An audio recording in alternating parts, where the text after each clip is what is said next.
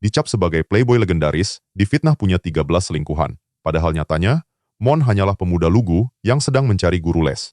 Dan tampaknya, Dewi Fortuna sedang berpihak padanya. Moon berhasil mendapatkan guru privat, yaitu senior Ana yang super jenius, cantik, tapi sedikit problematik. Maka, mari kita mulai kisah si penjahat pirang, Mangsa bagian 3, persembahan dari sang maestro cerita, Roti Nanas. Aura pagi di Akademi Santa Maria seketika berubah mencekam saat Moon Campbell menjejakkan kakinya. Reputasi tuan muda yang satu ini sudah mencapai level legenda urban yang paling mengerikan. Coba saja dengarkan bisikan para siswi di sana. Ada yang bergidik ketakutan. Gawat, kalau sampai bertatapan dengan Moon Campbell, aku bisa langsung hamil. Tunggu sebentar, itu teori dari buku biologi mana ya? Bahkan ada desas-desus yang lebih kelam, konon gedung bunuh diri di kampus adalah tempat Moon membuang para korbannya yang malang. Gosipnya, jumlah korban perempuannya saking banyaknya bisa memenuhi satu ruang kelas. Gila, Moon benar-benar dianggap musuh publik nomor 1 se-akademi. Saking pilunya mendengar semua rumor itu, sang pemuda sampai menangis dalam hati.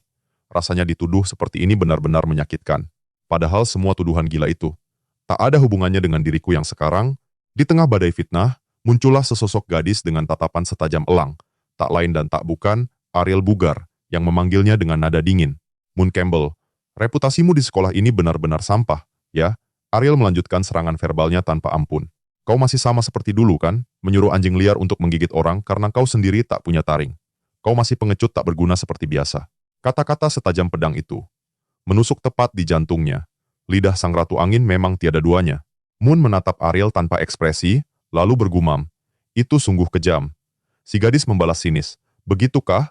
Menurutku itu setimpal untukmu. Tiba-tiba, atmosfer di sekitar mereka memanas. Para siswa menahan napas saat melihat Moon melangkah mendekati Ariel. Semua orang mengira pertunjukan brutal akan segera dimulai. Mengira Moon akan menantang Ariel demi membela harga dirinya seperti biasa. Namun yang terjadi selanjutnya sungguh di luar nalar. Moon meneriakkan nama lengkap Ariel, lalu membungkuk dalam-dalam seraya berseru, "Aku minta maaf." Seketika, seluruh area itu membeku dalam keheningan. Bahkan Ariel, sang penyerang yang tadinya penuh percaya diri, kini ikut terdiam 1000 bahasa. Dari belakang, Emon terperangah melihat tuan mudanya merendahkan diri. Tapi Moon hanya menoleh dengan tatapan tajam seorang bos mafia. "Emon, bisa kau jelaskan?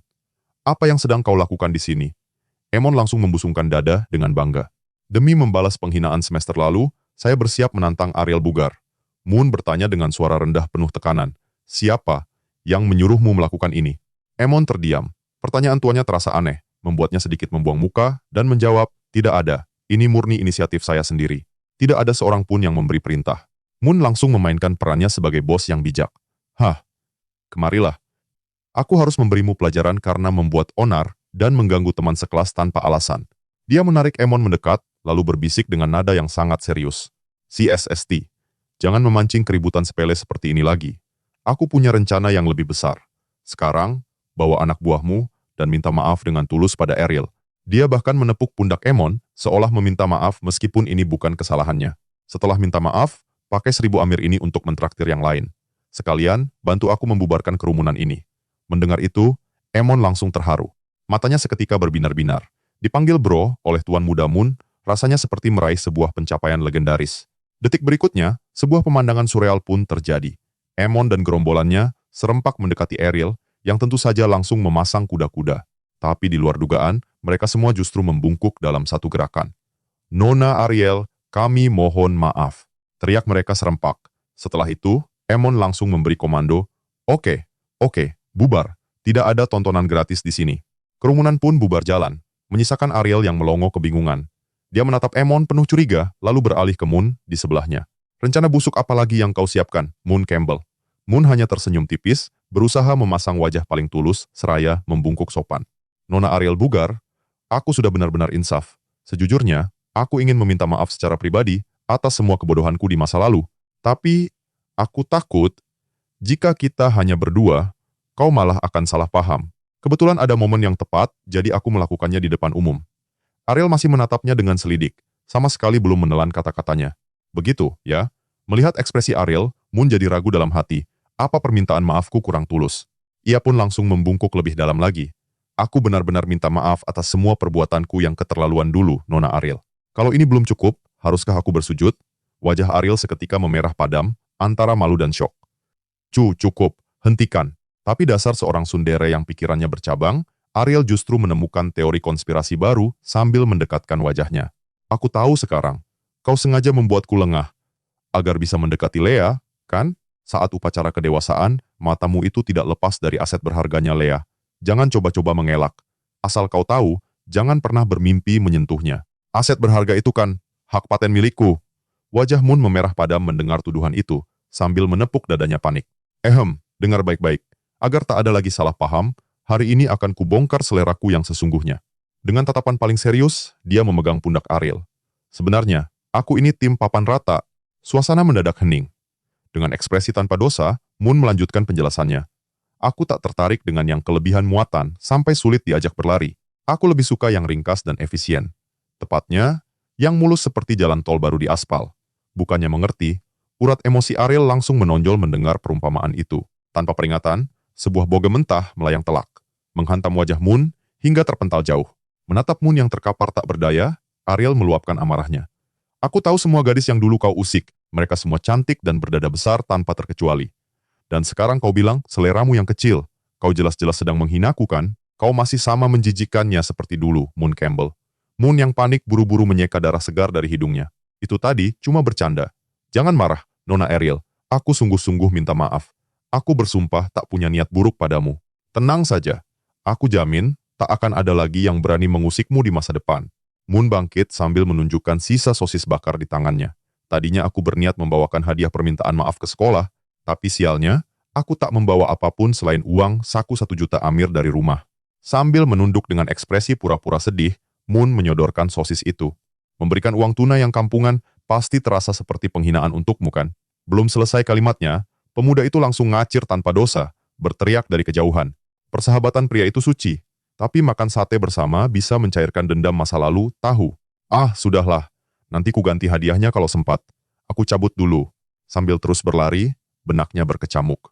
Kau tak perlu bingung mau memaafkanku atau tidak. Kalaupun tidak, itu bukan masalah besar.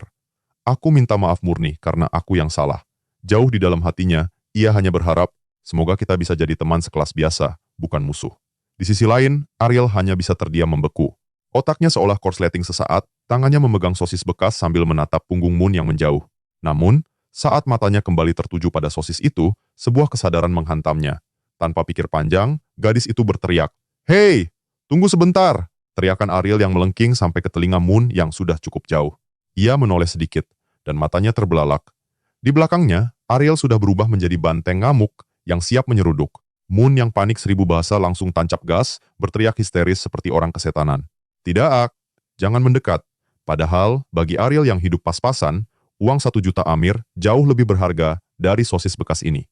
Itulah alasan ia mengejar Moon seolah kesurupan. Sementara itu, di kejauhan, sesosok wanita berambut hitam mengamati semua itu dari atas gedung dengan senyum licik. Wanita itu bergumam geli, meminta maaf pada Ariel dengan uang Amir. Menarik sekali. Bocah itu benar-benar rela memberikan 1 juta Amir. Ya, sesuai gosip yang beredar, dia memang berubah drastis sejak insiden pembunuhan itu. Seringai licik terukir di wajahnya, menatap dua sejoli konyol di bawah. Putra manja keluarga Campbell yang bodoh dan tajir. Bagaimana kalau kuisengi dia sedikit secara diam-diam? Toh dia hanya tunangan tanpa masa depan. Tuan Putri Alicia tak akan marah kan? Astaga, baru saja lepas dari satu masalah, Moon sudah jadi target baru predator lain di sekolah. Nasib. Kita mundur sedikit ke momen sebelumnya. Tepat saat Moon menyampaikan permintaan maafnya secara terbuka, dua sosok penting mengawasi mereka dari menara akademi. Mereka adalah Profesor Plan, kepala jurusan sihir, dan Profesor Glenn, sang ahli ramuan. Profesor Plan menatap pemandangan di bawah dengan pandangan sinis. Di matanya, Moon Campbell tak lebih dari seorang bocah manja yang arogan. Bersembunyi di balik status putra Duke, tahun lalu Moon menciptakan segudang masalah konyol di akademi. Belum lagi tabiatnya yang selalu meremehkan Ariel yang rakyat biasa. Bocah seperti itu, mustahil bisa berubah dan sadar diri, pikirnya dalam hati. Saking tidak percayanya, sang profesor bahkan bersumpah, jika Moon benar-benar berubah, ia rela memakan meja kerjanya sendiri. Alasannya sederhana, Moon adalah murid paling bodoh yang pernah ia ajar selama 50 tahun karirnya. Bayangkan saja, butuh setahun penuh bagi Moon hanya untuk menguasai satu sihir penerangan dasar. Pria tua itu tak henti-hentinya menggerutu kesal. Bocah itu bukan hanya mencoreng nama akademi, tapi juga menampar harga diriku sebagai pengajar. Jauh berbeda dengan Ariel, Si jenius yang sudah mencapai level emas di usia belia. Namun, meski Moon tak punya setitik pun bakat sihir, akademi tak berani mendepaknya. Masalahnya bukan sekadar nilai akademisnya yang hancur lebur, tapi karena koneksi keluarganya yang begitu mengerikan. Ibu Moon adalah Nyonya Noas, wanita yang menyandang gelar kenari emas kekaisaran. Di belakangnya, berdiri keluarga Philip, salah satu dari 5 pilar Dewan Direksi Akademi. Konon, keluarga Philip mempertaruhkan segalanya untuk sang raja saat perebutan takhta dulu. Artinya, jika akademi sampai berani memecat Moon, mereka sama saja memancing badai politik yang dahsyat. Sementara Profesor Plane terus menggerutu. Mata tajam Profesor Glenn justru menangkap pemandangan aneh dari teropongnya. Dia bergumam, "Tunggu, lihat itu, anak itu." Melakukan sesuatu yang tidak terduga. Di lapangan, Moon tampak berdiri tegap di depan patung kepala sekolah pertama. Ia lalu membungkuk, memberikan hormat dengan begitu khidmat dan tulus. Apa yang sebenarnya sedang terjadi? Di balik wajah tenangnya, jantung Moon sebenarnya berdebar kencang. Dalam hatinya, pemuda itu menjerit panik. Gawat! Setahun lalu, pemilik tubuh ini tak sengaja menendang kepala patung ini sampai putus. Bekas sambungan di lehernya bahkan masih terlihat jelas. Untung saja belum ada yang menyadarinya. Sambil terus menunduk, ia merapal doa dalam hati. Wahai arwah kepala sekolah pertama, kumohon, jangan hantui aku. Bukan aku pelakunya, tapi Moon yang lama. Tolong restui perjalananku di akademi ini, agar lancar jaya. Nanti jika aku lulus dan menjadi orang hebat, aku bersumpah akan mengganti patungmu dengan emas murni. Di atas menara, raut wajah Profesor Glenn dipenuhi kebingungan. Sejak kapan anak itu berubah jadi murid teladan? Seumur-umur, aku belum pernah lihat ada murid yang memberi hormat seserius itu pada patung tua ini. Bahkan Profesor Plane, yang tadinya terbakar amarah, kini ikut terbelalak tak percaya. Dirinya sendiri pun tak pernah menunjukkan rasa hormat sedalam itu pada sang pendiri. Profesor Glenn pun bertanya dengan nada menggoda. Jadi, Profesor Plane, apa perlu aku potong-potong kata-katamu tadi agar lebih mudah kau telan? Profesor Plane mendengus kasar. Hah, baru bertobat sehari tak membuktikan apapun. Sifat seseorang tidak mungkin berbalik 180 derajat hanya dalam semalam. Bocah itu pasti merencanakan sesuatu yang jauh lebih licik. Lihat saja nanti, akan kubuktikan bahwa dugaanku ini benar. Profesor Glenn hanya bisa tersenyum simpul sambil menggelengkan kepala melihat tingkah rekannya yang keras kepala itu. Dasar orang tua kolot. Tapi, sepertinya, tahun ajaran ini akan menjadi sangat menarik. Sementara itu, Moon akhirnya tiba di asrama akademi. Ibu asrama menyambutnya dengan senyuman dan menyerahkan kunci kamar nomor 526. Entah mengapa, setelah liburan semester, ibu asrama itu tampak jauh lebih bersinar dan ramah dari biasanya. Moon pun membuka pintu kamar barunya. Ruangan itu ternyata cukup luas dan terasa nyaman. Moon bergumam puas, "Nah, inilah markas baruku." Meskipun tak semewah kediaman Duke, kamar ini jauh lebih baik dari kamar kos sempit di kehidupannya yang lampau. Ia pun merebahkan diri di atas kasur yang empuk. Mengingat upacara pembukaan baru akan dimulai esok hari, Moon memutuskan untuk membersihkan diri dan beristirahat. Selesai mandi, pemuda itu berdiri di depan cermin, mengeringkan rambutnya. Ia mulai mengamati refleksi tubuhnya. Sebuah senyum puas terukir di wajahnya. Lumayan, garis ototnya mulai terbentuk, jauh lebih baik dibanding saat aku pertama kali masuk ke tubuh ini. Latihan keras selama ini ternyata tidak sia-sia. Tapi, saat ia membalikkan badan, senyumnya seketika lenyap. Jantungnya berdebar hebat. Di punggungnya, simbol kutukan dari Raja Pelayuan masih terukir dengan jelas. Padahal, di dalam buku hitam, tidak ada informasi apapun soal entitas terkutuk ini. Moon berpikir cemas, apa makhluk ini berniat menempel padaku selamanya? Ia pun mencoba mengetes kekuatannya. Moon mengangkat telunjuknya, dan wush! Secercah api hantu berwarna biru menyala di ujung jarinya. Tapi, api itu hanyalah percikan kecil. Kekuatannya tak ada apa-apanya dibanding kekuatan dahsyat pinjaman saat ia berhadapan dengan Dewa Cinta kemarin. Api di jarinya sekarang begitu lemah, mungkin akan langsung padam hanya dengan sekali tiup. Levelnya bahkan hanya sedikit di atas sihir penerangan biasa. Dia mengumpat dalam hati, sialan, rasanya seperti main game gacha, diberi coba gratis kekuatan super di awal. Tapi untuk menggunakannya lagi, taruhannya adalah nyawa atau bahkan jiwa. Enak saja, aku tidak akan membiarkan dewa sesat itu memperalatku lagi. Moon lantas memadamkan apinya dengan tekad bulat. Dia tak mau lagi berurusan dengan entitas mengerikan seperti Dewa Cinta maupun Raja Pelayuan. Ia menantang dalam batinnya. Kalian ingin menggangguku? Datang saja kemari jika kalian punya nyali. Ini adalah Akademi Santa Maria, tempat berkumpulnya para penyihir terkuat di seluruh benua.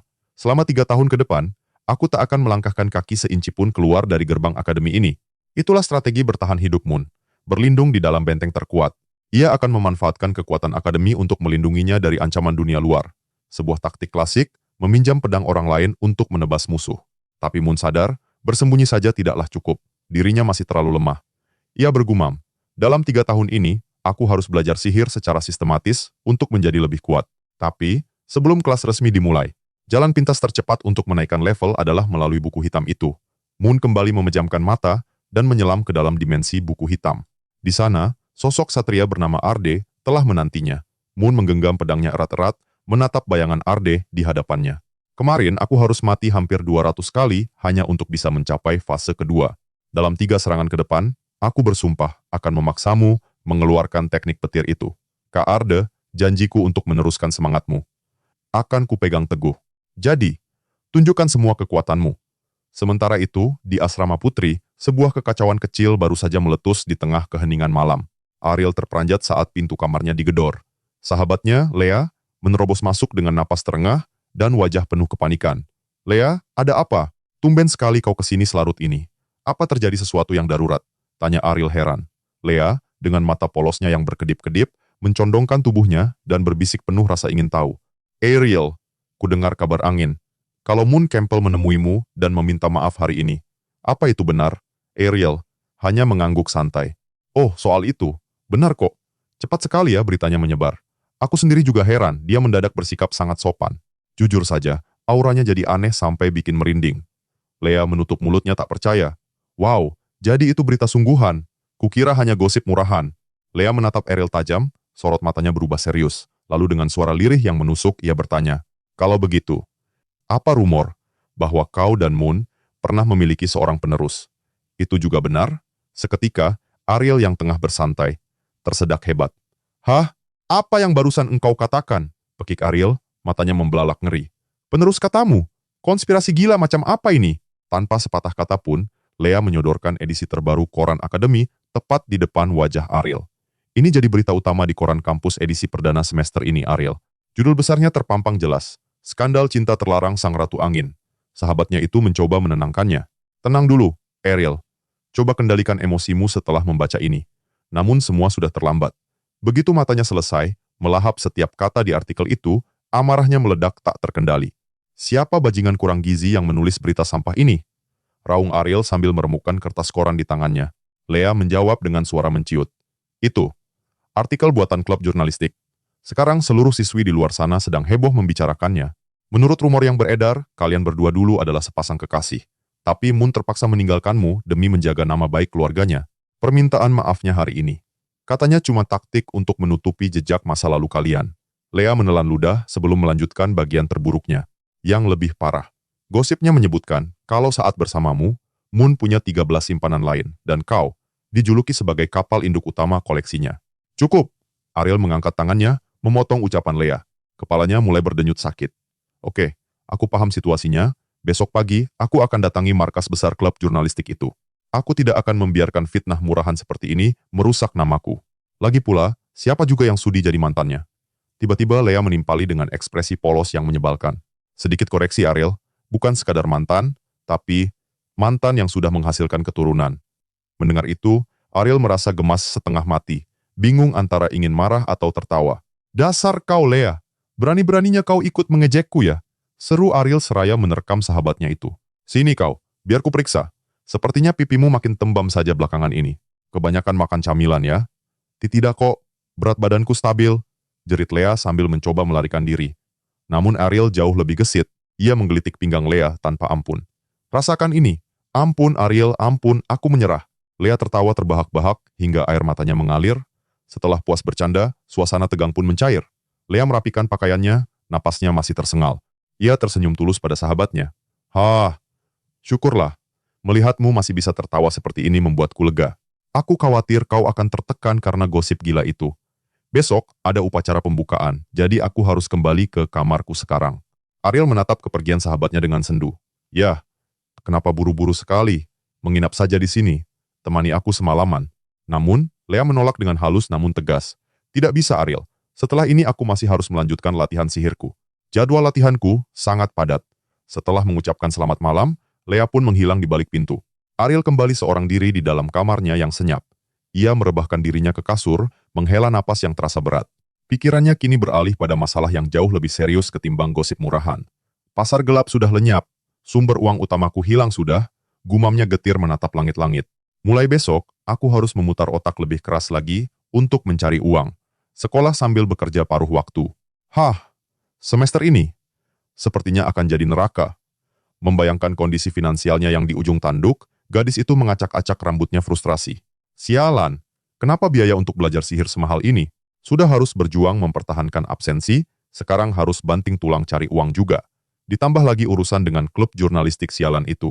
Setelah puas berkeluh kesah, pandangan Ariel tertuju pada meja belajarnya. Di sana, sebuah cincin kuno dengan desain antik tergeletak begitu saja. Guru, panggil Ariel dengan nada yang sengaja dibuat memelas. Murid kesayanganmu ini sudah diambang kelaparan. Selain menjual barang di pasar gelap, apa tidak ada cara lain untuk mendapatkan uang dengan cepat? Tiba-tiba, cincin itu memancarkan asap hijau tipis yang perlahan menggumpal. Dari dalam asap muncul sesosok wanita anggun berambut panjang yang mempesona. Sosok itu melayang dengan tenang di udara. Ariel, kau ini adalah penyihir tingkat emas. Tahu, kalau hanya untuk mencari uang, tentu saja ada banyak sekali caranya. Tapi, kau sendiri tahu apa masalah terbesarnya kan? Masalahnya, bukan gak bisa cari uang, keluh Ariel sambil meregangkan tubuhnya dengan malas. Tapi di mana kita bisa menemukan tempat yang aman untuk berjualan? Lagi pula, sihir kuno yang guru ajarkan ini terlalu mencolok. Lanjutnya, bisa-bisa kita malah menarik perhatian yang tidak diinginkan, entah itu iri atau curiga. Andai saja gulungan sihir buatanku ini bisa dijual di toko resmi, hidupku tak akan semenderita ini. Mendengar itu, sang guru yang berwujud arwah menatap Ariel dengan senyum penuh arti. Kalau begitu kenapa tidak belajar sihir umum saja? Godanya. Belum terlambat loh, kalau kau mau ganti aliran. Tidak mau, tolak Ariel tegas. Kalau mau belajar, ya harus yang terkuat sekalian. Namun, di balik tekadnya, sorot mata Ariel mendadak meredup. Ada bayang penyesalan di sana. Soal pasar gelap. Sejak penggerebekan itu, insiden pembunuhan mengerikan itu jadi menyebar tak terkendali. Seandainya saja, waktu itu, aku lebih berani untuk melapor pada Grenduk lebih awal, mungkin semua kekacauan ini tak akan pernah terjadi. Melihat muridnya tenggelam dalam kesedihan, sang guru arwah segera mengubah suasana. Aku tiba-tiba punya ide cemerlang untuk dapat uang. Serunya jenaka. Caranya gampang, cepat dan sama sekali tidak merepotkan. Seketika, mata Ariel kembali berbinar penuh harap. Benarkah guru? Apa itu? Cepat katakan. Desak Ariel, sang guru menyeringai licik. Ingat Simon Campbell, dia bilang mau memberikan kompensasi sebagai tanda maaf kan? Nah, katakan saja padanya. Kalau mau dimaafkan, transfer 100 juta rupiah. Aku jamin, anak manja sepertinya pasti akan langsung memberikannya. Namun, ekspresi penuh harap di wajah Ariel langsung sirna, berganti menjadi datar. Tidak mau, ini soal harga diri. Sanggah Ariel. Ayolah, itu 100 juta loh, goda gurunya. Tetap tidak bisa, tolak Ariel keras. Apa kata orang nanti? Aku tidak mau dianggap perempuan murahan yang bisa dibeli dengan uang. Kalau dia mau dimaafkan, dia harus membuktikan ketulusannya, menunjukkan kalau dia benar-benar sudah berubah. Permintaan maaf yang hanya dibayar dengan uang, jangan harap akan kuterima. Bagaimana kalau 200 juta? Tawar sang guru lagi, masih dengan nada iseng. Tidak, bahkan 1 miliar pun tidak akan mengubah keputusanku. Seru Ariel keras kepala. Ini masalah prinsip dan harga diri, guru. Sang guru menghela napas panjang, memasang wajah pura-pura kecewa. Sayang sekali, gumamnya. Padahal, menurutku permintaan maaf anak itu tadi kelihatannya cukup tulus loh. Sementara itu, di kamarnya, Moon baru saja terlempar keluar dari dimensi buku hitam. Seluruh tubuhnya gemetar hebat. Energinya terkuras sampai titik penghabisan. Gila. Kali ini benar-benar menghabiskan segalanya, batinnya dengan napas yang tersengal. Rasanya seperti lari maraton sambil dikejar oleh legiun iblis. Namun keesokan paginya, tepat pukul 6.00, Moon memaksakan tubuhnya yang remuk untuk bangun dan memulai lari pagi rutinnya, meski seluruh badannya terasa sakit. Saat berlari mengelilingi kampus, takdir mempertemukannya dengan Profesor Plan yang kebetulan sedang berjalan santai. Awalnya, Profesor Plan tersenyum. Ia berniat memanggil mahasiswa rajin itu untuk diberikan pujian saat upacara pembukaan nanti. Ia ingin menjadikan mahasiswa itu teladan bagi para senior malas. Tapi, saat ia menyadari siapa sosok itu, rahang Profesor Plan nyaris jatuh menyentuh tanah. Itu adalah Moon Campbell. Tidak mungkin. Batin sang profesor terguncang hebat. Si biang kerok itu. Bangun jam 6 pagi, untuk berolahraga, mungkinkah liburan singkat bisa mengubah seseorang sedrastis ini? Kecurigaan langsung menyelimuti benak Profesor Plan. Ada yang tidak beres dengan anak ini. Aku harus mengawasinya dengan sangat ketat. Di sisi lain akademi, di dalam markas OSIS yang megah, seorang siswi bernama Weir berlari panik menuju ruangan sang ketua. Dia terlambat 5 menit. Dengan napas memburu, Ia mendorong pintu hingga terbuka. Di dalam, duduk seorang gadis berambut perak yang memancarkan aura sedingin es namun penuh wibawa. Dialah Putri Celicia Leopold, Ketua OSIS Akademi, sekaligus tunangan Moon Campbell, walau hanya di atas kertas. "Memaafkan aku, Ketua. Aku ketiduran," seru Weir panik. Celicia mengangkat wajah, menatap Weir dengan mata jernihnya yang menusuk. Tatapannya datar, tapi lebih dari cukup untuk membuat nyali Weir menciut. "Kau sudah datang. Segera kerjakan tugasmu." "Bye-bye, Ketua," jawab Weir gugup sambil memeluk erat tumpukan dokumen data mahasiswa baru yang diminta Celicia. Celicia kembali fokus pada naskah pidatonya, dagu ditopang tangan kiri, sementara tangan kanannya menari lincah di atas lembaran kertas. Di tengah kesunyian itu, matanya sesekali melirik ke arah Weir, sebelum tiba-tiba ia melontarkan sebuah komentar. "Lingkaran hitam di bawah matamu semakin parah. Riasan setebal apapun tak akan bisa menutupinya, pasti karena begadang membaca novel picisan lagi, yang judulnya Cinta Terlarang Sang Dewa Sesat yang Posesif, bukan?" Seketika, wajah Weir merah padam. Bagaimana Ketua bisa tahu?" Celicia bangkit dari kursinya, berjalan anggun menuju jendela. "Aku tak habis pikir, kenapa kau menyukai cerita yang meromantisasi makhluk jahat seperti itu? Jika hobimu itu sampai mengganggu jadwal latihan sihirmu, aku terpaksa akan melarang peredaran semua novel sejenisnya di akademi ini." "Jangan, Ketua," mohon Weir. "Ampun, aku janji tidak akan mengulanginya lagi." Celicia tidak menjawab. Ia hanya membuka jendela lebar-lebar, membiarkan angin pagi yang sejuk masuk dan mempermainkan rambut peraknya yang indah. Dengan suara pelan, ia bergumam pada dirinya sendiri. "Musim semi tahun ini datang lebih awal, ya?" Weir, yang sedang merapikan arsip, menoleh. "Benar sekali, Ketua. Anehnya, saat aku pulang kampung kemarin, di sana malah sudah mulai turun salju." Weir kemudian menyadari tatapan Celicia terkunci pada satu titik di jalanan kampus di bawah sana. Penasaran, ia pun ikut mengintip. Ia bertanya dengan heran, "Ketua sedang melihat apa?" Kelihatannya serius sekali. Dari kejauhan, mata Weir menyipit tajam menatap sosok yang tengah jogging di bawah sana. "Hah? Bukankah itu Moon Campbell?" Desisnya dengan nada meremehkan. Untuk apa sampah sepertinya berlagak sehat pagi-pagi begini? Belum tuntas cibirannya, ia merasakan aura sedingin es menusuk dari samping. "Cih, dasar buaya." Weir mengumpat penuh kebencian. Di sebelahnya, Celia hanya mengangkat sebelah alis peraknya, menatap Weir dengan sorot penuh tanya. "Ada masalah? Apa dia membuat ulah lagi?" Weir sontak memasang wajah tak percaya. Tidak mungkin Ketua tidak tahu berita seheboh ini. Dengan cepat, gadis itu menyodorkan koran kampus yang dibawanya. Di halaman depan, sebuah judul terpampang dengan tinta merah menyala. "Gempar. Pangeran arogan Moon Campbell membungkuk, meminta maaf pada Ariel." Tertulis pula fakta kelam di baliknya. Celia hanya melirik sekilas. "Hanya permintaan maaf, kan? Bukan itu intinya, Ketua. Baca isinya." Seru Weir tak sabaran. Ia bahkan nyaris membacakan seluruh artikel itu dengan berapi-api. Ia melanjutkan, katanya, permintaan maaf itu cuma kedok. Kenyataannya, Moon punya 13 selingkuhan saat masih bersama Ariel. Tup, sebuah sentilan keras mendarat di dahi Weir. "Aduh," ringisnya kesakitan. Dengan tenang Celia berujar, "Gaya bahasa artikel ini terlalu dilebih-lebihkan. Banyak detail yang tidak masuk akal. Lagi pula, kau tidak lihat tulisan kecil di bagian paling bawah ini?" Weir mengerutkan kening, membaca baris terakhir yang dicetak super kecil. Artikel ini murni spekulasi subjektif dari tim redaksi untuk tujuan hiburan semata. Bukan berdasarkan fakta. Weir bergumam, "Loh, iya juga ya." Celia menggulung koran itu dan memukulkannya pelan ke kepala Weir. "Jangan terlalu banyak membaca sampah seperti ini. Nanti otakmu tumpul. Nanti sore, panggil tim jurnalistik untuk menemuiku di ruanganku. Aku perlu bicara dengan mereka." Sepeninggal Weir, pandangan Celia kembali tertuju ke jendela, menatap sosok Moon yang masih berlari di bawah sana. Benaknya mulai berkecamuk. "Sebagai ketua OSIS Akademi Santa Maria, aku takkan membiarkan siapapun membuat onar. Tapi di sisi lain, aku juga takkan membiarkan ada murid yang jadi korban perundungan lewat gosip murahan. Bahkan, jika korbannya adalah murid bermasalah sepertimu, Moon." Celia menatap lekat punggung Moon yang menjauh. "Kalau kau ingin mendapat pengakuanku, sekadar menebus kesalahan saja tidaklah cukup. Buktikan padaku, Moon. Buktikan kalau kau adalah pria yang layak untuk diperhitungkan." Moon sama sekali tak menyadari bahwa lari paginya telah menarik perhatian sang ketua OSIS yang agung. Keesokan harinya, di aula besar akademi, suasana begitu riuh. Para mahasiswa baru telah duduk rapi sesuai barisan kelas mereka. Dua mahasiswi baru tampak berbisik sambil melirik ke arah Moon yang baru saja masuk. Lihat deh cowok itu. Dia senior ya," bisik salah satunya. Rambut pirangnya keren sekali. Jarang ada pria setampan itu. "Iya.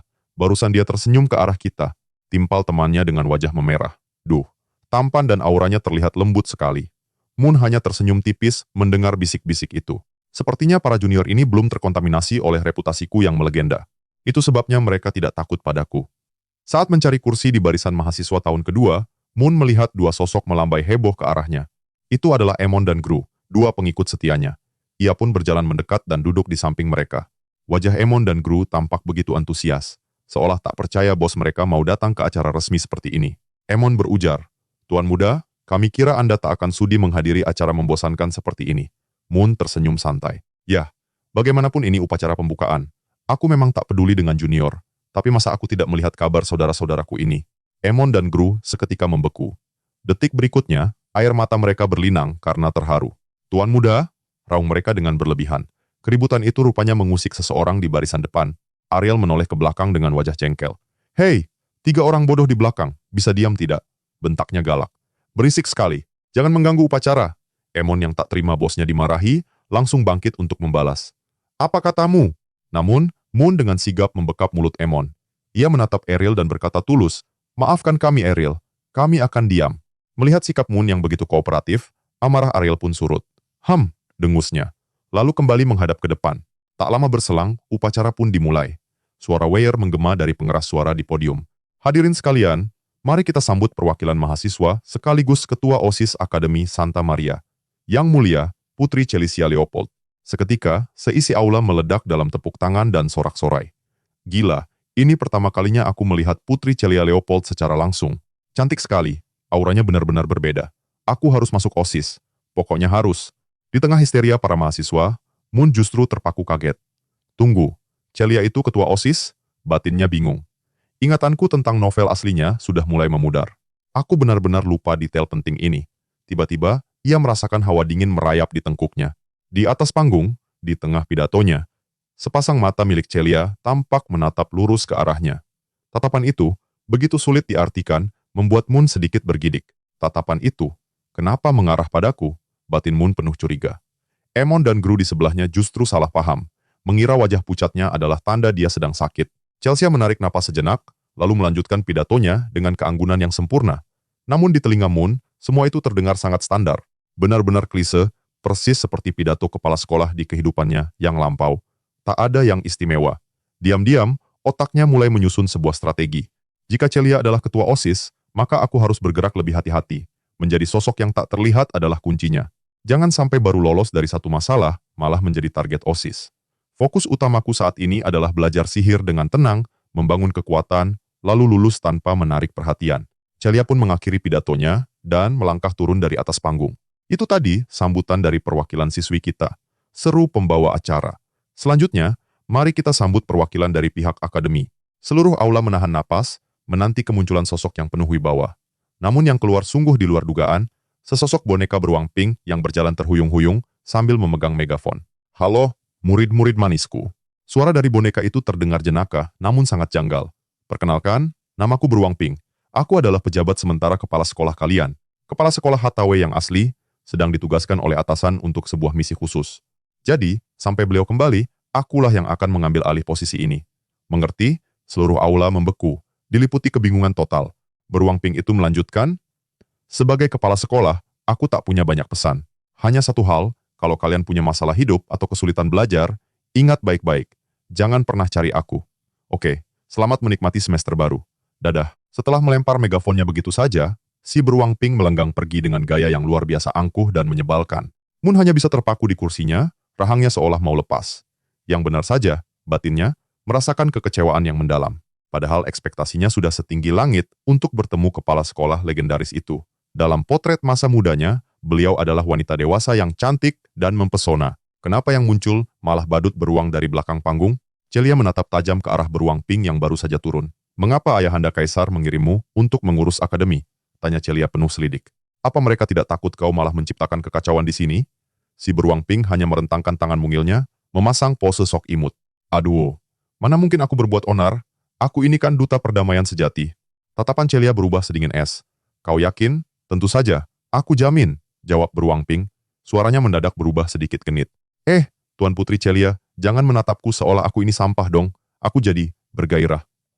Maksudku, jadi sedih." Mengabaikan bualan tak berguna itu, Celia langsung menusuk ke inti permasalahan. Apa yang sebenarnya terjadi sampai kepala sekolah Hathaway harus meninggalkan akademi yang begitu dicintainya secara mendadak? Si beruang pink malah membentuk tanda hati dengan tangannya. Mungkin beliau sedang kencan rahasia dengan kekasih mudanya. Celia menembak langsung. Ini ada hubungannya dengan misi rahasiamu, kan? Beruang pink terdiam sesaat. Wah, ketahuan ya. Merasa tak ada gunanya bicara lebih lama, Celia berbalik. Terima kasih atas informasinya, kurasa aku sudah bisa menebak sisanya. Melihat Celia pergi, beruang pink menghela napas lega. Ia berhasil lolos dari interogasi tanpa perlu membocorkan detail penting. Untung saja dia tidak bertanya lebih jauh.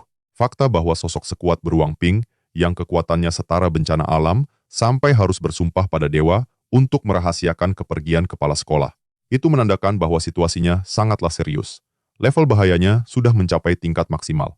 Melihat fokus penelitian kepala sekolah Hathaway selama ini, kemungkinan besar ini berkaitan dengan dewa sesat, analisis Celia dalam benaknya. Di tempat lain, Moon melangkah masuk ke kelasnya dengan semangat yang membara. Tekadnya sudah bulat untuk memulai lembaran baru di akademi dan belajar sihir dengan sungguh-sungguh. Ini adalah akademi sihir terbaik. Batinnya optimis. Tapi, aku harus memulainya dari nol. Kelas pengantar sihir, dasar milik Nona Bufran, adalah pilihan paling tepat untuk pemula sepertiku. Inilah langkah awalku menuju debut sebagai penyihir agung. 3 tahun dari sekarang, aku akan mengejutkan dunia dengan perubahan drastis Moon Campbell. Namun optimisme yang membuncah itu hancur lebur hanya dalam hitungan menit setelah kelas dimulai. Moon duduk termangu dengan tatapan kosong. Aneh. Aku tahu setiap hurufnya. Aku paham arti setiap katanya. Tapi kenapa, saat menjadi kalimat, aku sama sekali tidak mengerti maknanya. Setelah bergulat hebat dengan pikirannya, Moon pun memberanikan diri mengangkat tangan. Permisi, Bu Guru, saya ingin bertanya, ucap Moon dengan sopan. Seketika, Bufran, guru muda di depan kelas langsung menegang. Sebuah senyum kaku terpasang di wajahnya. Tuan muda Moon Campbell ya? Jantung Bufran berdebar kencang, bagaikan genderang perang yang ditabuh. Pikirannya diliputi kepanikan. Kenapa berandalan terkenal yang bodoh dan malas itu tiba-tiba ada di kelasku? Aku terlalu fokus menulis materi sampai tidak menyadari keberadaannya. Pantas saja, murid lain hari ini diam membisu seperti patung dan berebut kursi paling belakang. Ternyata, sang Raja Iblis dari keluarga Campbell ada di sini. Keringat dingin membasahi pelipis Bufran. Dia tahu betul siapa pemuda di hadapannya ini. Moon, putra tunggal dari Duke yang kekuasaannya tak tergoyahkan. Jika sampai membuat bangsawan ini murka, karirnya sebagai pengajar bisa tamat detik ini juga. Nona Fran, Anda baik-baik saja? Suara Moon memecah lamunan sang guru. Bufran terlonjak kaget. Ya, saya baik-baik saja Tuan Muda Moon. Ada yang bisa saya bantu? Dengan wajah tanpa dosa, Moon menunjuk buku tebal di mejanya. Bu, kenapa kita langsung loncat ke materi teknik merapal sihir beruntun yang serumit ini? Ini kan materi di halaman 100 sekian. Kenapa halaman-halaman awal yang berisi dasar-dasarnya kita lewati? Bufran menatap Moon dengan ekspresi bingung. Itu, karena materi di bagian awal adalah kurikulum untuk kelas 1, Tuan Muda. Dan sekarang, Tuan Muda sudah berada di kelas 2. Hening. Seketika, dunia Moon serasa runtuh. Jadi, dia memang sebodoh itu. Dari barisan belakang, terdengar gelak tawa yang coba ditahan. Moon menoleh cepat, tatapan matanya setajam belati. Dalam sekejap, para siswa itu langsung kaku di kursinya, berpura-pura membaca buku dengan wajah paling serius yang pernah mereka pasang. Bufran menghela napas lega melihat amukan Tuan Muda tidak jadi meledak. Ia pun bersiap untuk kembali mengajar. Tapi tiba-tiba, Moon mengangkat tangannya lagi. Bu Guru, panggilnya. Bahu Bufran sampai terangkat karena terkejut. Iya? Moon menatap Bufran dengan sorot mata tulus dan penuh harap. Maafkan saya, Bufran. Karena saya tertinggal sangat jauh, bolehkah saya meminta les privat dengan ibu? Soal biayanya, ibu boleh tentukan sendiri. Berapapun akan saya bayar. Bufran hanya bisa membeku di tempat. Les privat? Bisik-bisik langsung menyebar seperti api di seluruh kelas. Sudah kuduga, tidak mungkin dia benar-benar tobat. Dia pasti punya niat mesum pada Bufran. Gila, beraninya menggoda guru di depan umum. Benar-benar sampah masyarakat. Mendengar desas-desus itu, wajah Bufran sontak memerah padam. Panik. Ia pun langsung menolak melantah. Tidak bisa, seru Bufran histeris. Moon terkejut dengan penolakan secepat kilat itu. Loh, kenapa? Bukankah sudah biasa membayar guru untuk pelajaran tambahan? Karena. Bufran mundur selangkah karena ketakutan. Kakinya tersandung podium dan berak. Saking gugupnya, ia jatuh terjengkang ke belakang. Refleks, Moon melesat maju dan membantu Bufran untuk berdiri. Sambil memegang lengan gurunya, ia bertanya dengan cemas. Bu Guru, Anda sakit? Anda tidak apa-apa. Bufran menatap Moon dengan mata berkaca-kaca, lalu berkata dengan suara gemetar, seolah sedang mempertahankan harga dirinya yang terakhir. Tuan Muda. Meskipun posisi sebagai Nyonya Campbell sangat menggiurkan. Tapi saya tidak bisa. Prinsip saya melarang adanya hubungan terlarang antara guru dan murid. Tepat di tengah adegan yang penuh kesalahpahaman itu, pintu kelas didobrak terbuka. Brak, Chelsea berdiri di ambang pintu dengan aura dingin, didampingi oleh sekretarisnya. Inspeksi rutin OSIS telah tiba. Moon membeku. Posisinya benar-benar tidak menguntungkan, memegang lengan seorang guru wanita muda yang wajahnya merah padam dan pakaiannya sedikit berantakan. Celia menatap Moon dengan tatapan sedingin es di kutub utara, seolah siap membekukan pemuda itu hidup-hidup.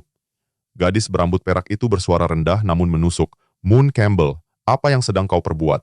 Beberapa menit kemudian, di koridor luar kelas, setelah Bufran menjelaskan situasinya dengan susah payah sambil terus meminta maaf, kesalahpahaman itu akhirnya berhasil diluruskan. Bufran merasa sangat bersalah karena sudah berprasangka buruk. Celia pun menyuruhnya kembali mengajar agar kelas tidak kosong terlalu lama. Kini, hanya tersisa Celia, Weir, dan Moon di koridor.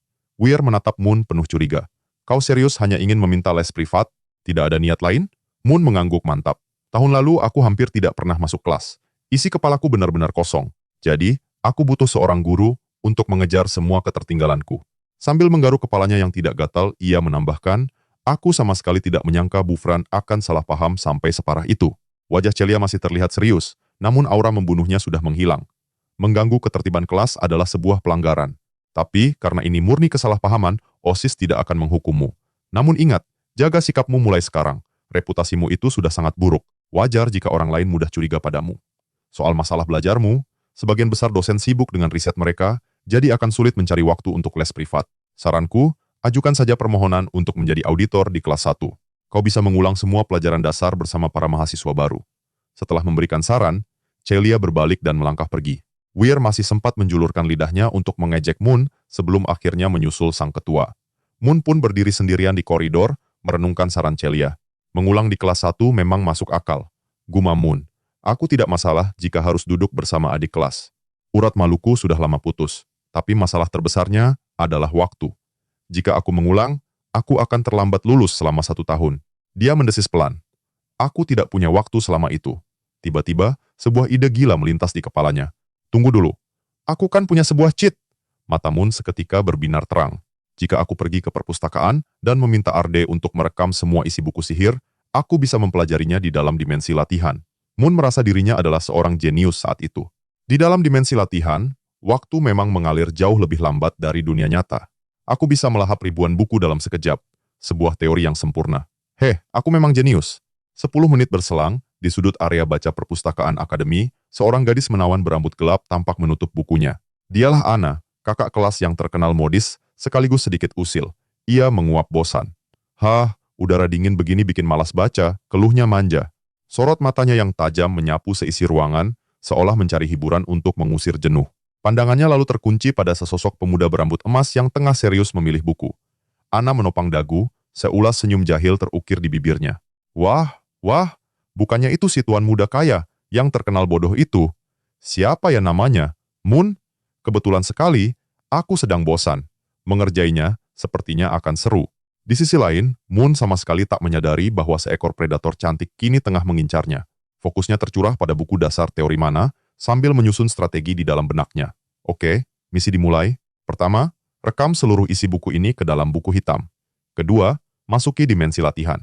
Dan ketiga, lahap semua ilmunya sampai tuntas. Moon memejamkan mata, kesadarannya menyelam ke dalam buku hitam. Namun baru 5 menit berselang, matanya terbelalak dengan napas terengah-engah. Wajahnya pucat pasi. Sialan, rutuknya dalam hati. Rencanaku gagal total. Ternyata, ada satu kelemahan fatal dalam strateginya. Dimensi latihan itu. Ternyata gelap gulita. Tak ada secercah cahaya pun di sana. Jika Moon nekat menyalakan sihir penerangan untuk membaca, Arde akan langsung mendeteksinya sebagai penggunaan mana, sebuah tanda pertarungan telah dimulai. Akibatnya sudah jelas, Arde akan muncul dari kegelapan dan menebas lehernya tepat saat ia sedang berkonsentrasi membaca. Moon menggeram frustrasi. Bagaimana bisa belajar kalau baru baca satu paragraf leherku sudah putus? Sepertinya, ia memang benar-benar butuh seorang guru pembimbing. Tapi masalahnya, Ketua OSIS Celia sudah melarang keras para guru untuk memberikan les privat. Moon sempat berpikir untuk menyewa guru dari luar sekolah dan tinggal di kos-kosan, tapi jika ia nekat melakukan itu, perlindungan dari akademi akan lenyap. Tanpa penghalang akademi, ia akan menjadi sasaran empuk bagi para dewa sesat. Tiba-tiba, sebuah ide brilian melintas di benaknya. Kenapa harus guru resmi? Pikirnya. Aku hanya butuh seseorang yang paham prinsip dasar aliran mana. Akademi Santa Maria ini kan gudangnya para jenius. Kenapa tidak minta tolong murid pintar saja? Matanya kembali memindai seisi perpustakaan, bagaikan sebuah radar. Pandangannya kemudian berhenti pada seorang siswi di barisan depan. Penampilannya sangat rapi, mengenakan kacamata tebal. Jelas sekali dia tipe murid teladan kutu buku. Seringai licik ala penjahat film terukir di wajah Moon. Anak polos seperti itu pasti mudah dibujuk. Target telah dikunci. Moon pun mendekat dengan senyum paling ramah. Halo teman sekelas. Gadis bernama Sally itu mendongak dengan wajah bingung. Ya, kamu. Namun begitu Sally melihat wajah Moon dengan jelas, pupil matanya melebar karena ketakutan. Moon Campbell. Sally panik seketika dan buru-buru berkemas hendak kabur. Maaf, aku ada kelas sebentar lagi. Moon dengan sigap menghalangi jalannya. Eits! Tunggu dulu, jangan pergi. Dengarkan aku sebentar, aku tak punya niat jahat. Ia mencondongkan tubuh, lalu berbisik dengan nada paling tulus. Apa? Kamu sedang butuh uang? Asalkan kau mau meluangkan waktu sepulang sekolah untuk memberiku bimbingan pribadi, aku janji akan memberimu bayaran bulanan yang sangat besar. Sally terdiam membeku. Bimbingan pribadi, otak polosnya langsung membayangkan skenario terburuk. Penculikan, penyekapan, dan hal-hal yang tidak senonoh. Sebut saja hargamu, desak Moon dengan wajah serius. Uang bukan masalah bagiku, yang penting kau mau membantuku. PLAK. Sebuah tamparan keras mendarat mulus di pipi Moon, suaranya menggema di perpustakaan yang senyap. Uang bukan segalanya, teriak Sally dengan mata berkaca-kaca, menahan emosi. Ini akademi, bukan kediaman Campbell tempat kau bisa berbuat seenaknya. Dasar buaya darat yang berselingkuh dengan 13 wanita sekaligus.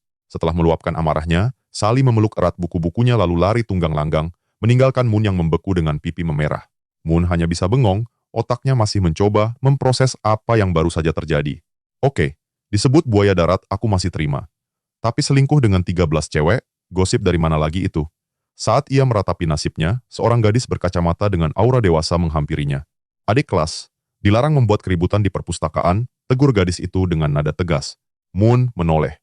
Gadis itu sangat cantik, dengan tahi lalat kecil di sudut matanya yang menambah kesan elegan. Di dadanya tersemat sebuah name tag. Anna Kaberlin, pustakawan Santa Maria. Moon menatapnya dengan pandangan kosong. Anna mengangguk. Ada keributan apa tadi? Coba jelaskan padaku. Moon pun menceritakan seluruh kronologinya dengan wajah memelas. Mendengar penjelasan Moon, Anna akhirnya sadar ini hanya salah paham konyol. Astaga, gumamnya. Kukira kau tadi sedang melecehkan adik kelas itu. Padahal aku sudah siap siaga mau memanggil guru atau memberimu pelajaran dadakan atas nama keadilan. Aku dijebak, Kak, sumpah. Moon merengek. Wajahnya memelas seperti anak kecil yang dituduh mencuri permen. Aku kan cuma bertanya apa dia mau jadi guru privatku. Kenapa malah aku yang jadi korban begini? Melihat pipi Moon yang memerah bekas tamparan, Anna justru tersenyum geli. Tangannya terulur, menyentuh pipi itu dengan lembut. Tanpa satupun rapalan mantra, cahaya hijau lembut berpendar dari telapak tangannya. Itu, sihir penyembuhan tingkat tinggi. Jangan bergerak, ya, kata Anna dengan nada lembut, seolah sedang membujuk seorang balita. Nah, selesai. Anak pintar. Hanya dalam hitungan detik, rasa perih dan panas di pipi Moon lenyap tanpa bekas. Terima kasih banyak, Kak Anna, ucap Moon dengan sopan. Sebenarnya, luka sepele begini tidak perlu direpotkan. Belum selesai kalimatnya, telunjuk Anna mendarat lembut di bibir Moon. Hargai tubuhmu sedikit, Don, potong Anna. Sudut bibirnya terangkat, membentuk senyuman nakal yang sangat menggoda. Bagaimanapun juga, kau harus menjaga penampilanmu sebagai seorang buaya darat, kan? Moon menatap Anna dengan tatapan bingung. Kakak tahu siapa aku sejak awal, tapi kenapa? Kakak sama sekali tidak takut padaku. Ia melanjutkan, gadis-gadis lain akan lari terbirit-birit begitu mendengar namaku. Persis seperti gadis tadi. Anna hanya mengangkat bahu dengan santai. Mereka lari karena menganggapmu penjahat wanita. Mereka takut tertipu. Lalu, Anna mendekatkan wajahnya ke telinga Moon, berbisik dengan suara rendah yang membuat bulu kuduk berdiri. Tapi, menurutmu, apa bocah sepertimu sanggup menipuku? Moon terdiam 1000 bahasa. Dia tak pernah menyangka akan bertemu lawan yang sepadan. Niat hati mencari guru les biasa, malah bertemu master percintaan. Refleks, ia mundur selangkah. Insting bahayanya berbunyi nyaring. Meski penampilan Anna begitu rapi dalam seragam pustakawan teladan, aura yang terpancar darinya jelas bukan milik gadis lugu. Ini adalah aura seorang predator. Melihat Moon yang spontan mundur, Anna terkekeh, seolah bisa membaca pikiran juniornya itu. Kenapa? Duduknya jadi jauh sekali. Malu ya? Goda Anna. Katanya playboy legendaris yang punya belasan pacar. Kok aslinya kelihatan polos begini? Moon membela diri dengan wajah merengut. Itu karena aku memang bukan buaya darat. Semua itu hanya hoaks. Ana memasang ekspresi kecewa yang dibuat-buat. Yah, sayang sekali. Padahal aku sudah sering melihat cowok berandalan. Aku kan penasaran. Sejahat apa pemuda yang namanya saja bisa membuat separuh populasi gadis di akademi ini ketakutan. Merasa harga dirinya terusik, Moon berdeham pelan, mencoba pasang aksi keren. Asal kakak tahu saja. Ya, meskipun penampilanku seperti pria lugu yang belum pernah pacaran, tapi kalau kakak punya masalah asmara, sebagai junior yang baik, aku siap membantu. Tuk! Ana menyentil dahi Moon sebelum kalimat gombalnya selesai. Bermimpi saja sana, cibir Ana sambil tersenyum miring. Gombalanmu itu sudah kuno, tahu. Asal kau tahu saja, kakakmu ini belum pernah pacaran seumur hidup. Moon mengusap dahinya sambil menggerutu. Kakak ini, benar-benar wanita iblis. Ya, Ana tertawa kecil, menutup mulutnya dengan anggun. Iya, aku memang wanita iblis. Namun, ekspresi Moon tiba-tiba berubah menjadi serius. Aku tadi cuma asal bicara. Intuisiku berkata, Kak Ana sama sekali bukan orang yang jahat. Ana menatap Moon, sedikit kaget oleh perubahan nada bicaranya. Moon kemudian menunjuk ke sekeliling perpustakaan. Tadi saat aku cari buku, aku perhatikan di setiap rak ada kertas catatan kecil. Isinya panduan dan rekomendasi buku yang sangat detail. Itu pasti tulisan kakak kan? Tebak Moon. Oh, itu cuma iseng saja. Kalau sedang bosan menjaga perpustakaan. Moon berkata dengan tulus.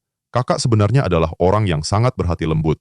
Buktinya, kakak mau mengobati orang dengan reputasi buruk sepertiku. Kakak juga repot-repot membuat catatan kecil demi membantu siswa lain. Dan satu lagi, tambah Moon. Aku sadar, sejak tadi kakak diam-diam mengaktifkan sihir peredam suara di sekitar kita, agar obrolan kita tidak mengganggu orang lain yang sedang membaca. Jadi kesimpulannya, Kak Ana adalah orang yang luar biasa perhatian. Ana pun tertegun. Senyum jahilnya memudar, digantikan oleh tatapan heran. Jarang sekali ada orang yang menilaiku seperti itu, gumam Ana pelan. Memangnya orang lain bilang, kakak seperti apa? Tanya Moon, penasaran. Tiba-tiba, Ana seolah tersadar dari lamunannya. Ia langsung menangkup kedua pipi Moon dengan tangannya, meremasnya dengan gemas hingga bibir Moon mengerucut. Dasar bocah, seru Ana, tawanya kembali ke mode jahil. Kau mencoba mengorek informasi pribadiku, ya? Benar-benar junior yang nakal. Moon berusaha bicara walau pipinya terjepit. Awah, epashkan, syakit. Tapi dalam hatinya, ia merasa sangat menyayangkan kesempatan itu. Sedikit lagi, dan dia bisa mengorek informasi tentang siapa sebenarnya gadis bernama Ana Kaberlin ini. Tapi baiklah, karena kau sudah memujiku baik hati, akan kuberitahu apa kata orang tentangku. Mereka bilang, aku ini seekor ular. Bagaimana? Kau takut? Moon memasang wajah serius dan menjawab tanpa ragu. Takut? Justru bagus kan? Ular itu memakan tikus. Kebetulan sekali, aku paling benci dengan tikus. Ana menatap Moon lekat-lekat seolah sedang menilainya dari ujung rambut hingga ujung kaki. Sepertinya kau memang punya bakat menjadi seorang playboy, ya? Mulutmu manis sekali, pasti supaya aku luluh dan mau mengajarimu. Benar kan? Moon menyeringai penuh kemenangan. Jadi Kak Ana bersedia? Itu tergantung, potong Ana, langsung ke pokok permasalahan. Apa kau punya uang? Moon menepuk dadanya dengan angkuh. 100 juta. Cukup? Kalau kurang, aku tinggal minta lagi dari rumah. Ana tertawa geli, menopang dagu dengan tangannya. Dasar. Tuan muda yang naif. Kau tahu tidak? Bahkan tutor termahal di seluruh ibu kota Berlan pun, bayarannya tak akan mencapai 100 juta untuk 3 tahun penuh. Moon balas menatap Ana dengan sorot mata yang tajam. Ilmu pengetahuan itu tak ternilai, Kak. Sebutkan saja hargamu. Tapi di dalam benaknya, ia diam-diam menimbang untung dan rugi. Meskipun Kak Ana ini diselimuti aura misteri, tapi posisinya sebagai pustakawan sekolah adalah jaminan. Dia pasti sudah melahap setiap buku di tempat ini. Pengetahuannya pasti tak terbatas. Investasi ini tidak akan sia-sia. Tiba-tiba, Ana bangkit dari kursinya. Sudah memanggilku kakak, tapi masih bicara soal uang, membosankan sekali. Moon tertegun bingung. Lalu, aku harus membayarmu dengan apa? Ana tiba-tiba membungkuk, menatap lurus ke dalam manik mata Moon. Wajah mereka kini hanya berjarak beberapa senti. Suaranya melunak, namun syarat akan penekanan. Atmosfernya terasa seolah mereka sedang mengikat sebuah kontrak terlarang.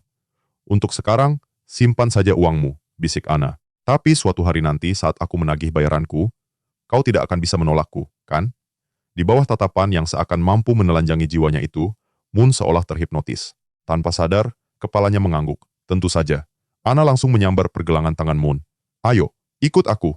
Perpustakaan bukan tempat yang ideal untuk belajar. Mereka menyusuri koridor akademi yang sepi, hingga tiba di sebuah ruangan tua yang letaknya tersembunyi. Di papan namanya, terukir tulisan, Klub Ramuan Kuno. Moon menatap takjub ke sekeliling ruangan yang berdebu dan dipenuhi botol-botol aneh. Wah, ada klub seperti ini di akademi? Namun saat ia menoleh kembali, sebuah pemandangan membuatnya terkejut. Ana telah melepaskan blazer seragamnya. Dan yang terpenting, ia menanggalkan kacamata tebalnya. Tanpa penghalang itu, pesona kecantikan Anna terpancar berkali-kali lipat. Dia bukan lagi si pustakawan kikuk, melainkan seorang wanita dewasa yang begitu memesona. Tak perlu sekaget itu. Dasar kampungan, ujar Anna santai seraya duduk di atas meja. Selamat datang di markas rahasia kita, Moon si kampungan. Wajah Moon memanas melihat penampilan baru Anna. Ujung telunjuk Anna yang dingin menyentuh pipinya yang menghangat. Lihat kan, kau merona lagi. Sampai-sampai telingamu memerah. Moon buru-buru mencoba mengalihkan topik. Anu, Kak, apa memangnya? Boleh sebuah klub hanya punya satu anggota? Anna menghela napas panjang, merentangkan kedua tangannya dengan dramatis. Sejujurnya, tidak boleh. Batas waktu untuk klub yang kekurangan anggota hanyalah 1 tahun. Artinya, jika dalam setahun ini aku tak mendapatkan anggota baru, klub ini akan dibubarkan secara paksa. Anna menatap Moon dengan ekspresi sedih yang sengaja dibuat-buat. Menjalankan klub sendirian itu, kesepian, tahu. Lalu, ia memasang senyum semanis madu. Jadi, Moon, maukah kau bergabung dengan klub ramuan kuno bersamaku? Sore itu, dalam perjalanan pulangnya, hati Moon dipenuhi euforia. Jauh di dalam benaknya, ia bersorak kegirangan seolah baru saja memenangkan lotre terbesar. Aku mendapatkan guru privat. Gratis. Dan guruku adalah Kak Anna, senior tingkat 5 yang super jenius. Namun tiba-tiba, pengeras suara akademi berdengung. Panggilan untuk siswa Moon Campbell, harap segera menghadap ke ruang OSIS. Sekarang juga, senyum di wajah Moon seketika lenyap, firasat buruk mulai menyelimutinya. Duh, masalah apa lagi sekarang? Sesampainya di ruang OSIS, Moon tidak menemukan Weyer, sang sekretaris yang cerewet. Hanya ada Cilicia, sang ketua, yang duduk membisu di balik mejanya yang besar.